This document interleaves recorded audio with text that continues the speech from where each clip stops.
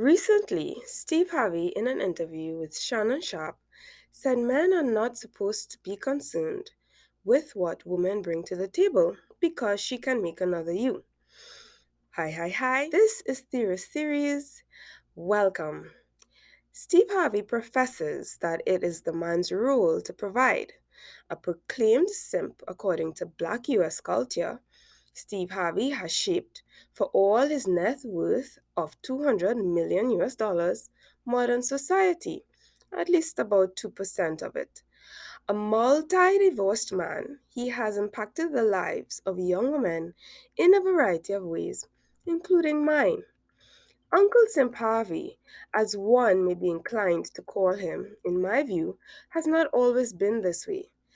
The way, specifically, being a man giving women free rein to be the way they are, to be queens sitting on thrones placed in landfills, queens who spread their bodies like B grade butter on government bread, choosing uncommittable men to bed in their 20s, only to scream by the time the clock knocked to the 30s door, I want a high value man.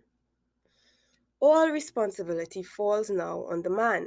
He, according to the video, is to work and provide and only praise the woman because this is, as according to Steve Harvey's words, not mine, she has a working ovarian system that can convert a sperm and an egg into another entity.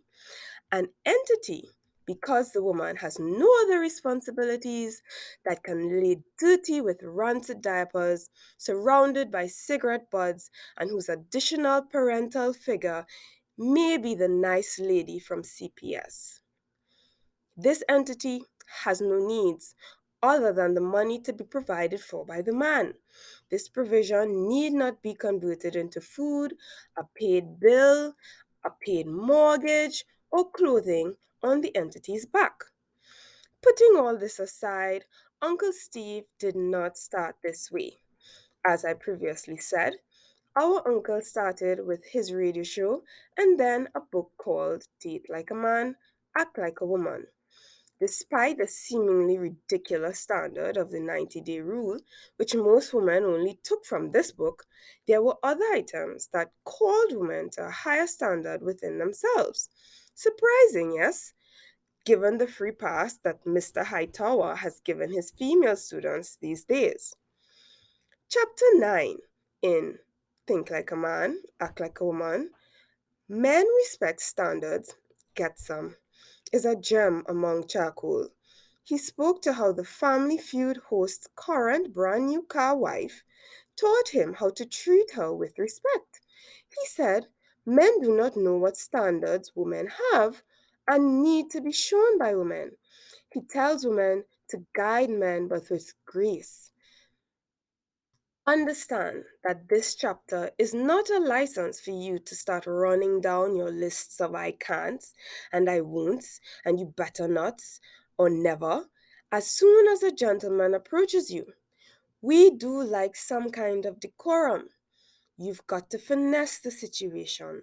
Tell a man what you require without making it feel like you're ticking off a list of demands. It's really all about delivery. This is in the book. Now, this is a far cry from the black banshees who scream at sailors to come get them off the single island only to jump back off the boat when they realize the sailors are not the captain or the captain is not the owner of the boat. According to Steve, think about how crazy he's going to look at you if, finger wagging, you just come out your face and say, I will not tolerate a man who does not understand my role as a mother. If you got a problem with my kids and the rest of my family, you got a problem with me. This is how some of you sound to me. Sorry to say. The chapter details how to say what and how and when for sensitive conversations and to give men space to prove themselves. It is clear Most of the chapter addresses the behaviors of women in the world given what men are. By just this chapter alone, it is clear that Steve knows behavior and decorum is the soup course that should be put on the table. We then go to chapter 11, the 90-day rule. Many women, even on his talk show, have switched it up time and time again, making the issue about men. Oh, the men want to have sex. What do I do? That chapter was never about men. In fact, in another chapter, the king of comedy said that it is what men want, the cookie. Chapter 11 was really about you, your ability to not be a 3 or 4. How else could he have stopped you? How else could you have stopped yourself? But by setting restrictions. I doubt any woman achieved this, including myself. But it did put a barrier to test out true connection rather than rushed tension. The salad has been served. Did you use your fork properly? The main course. Strong, independent, and lonely women. All the people Mr. Universe himself gives crowns to now, he once tried it.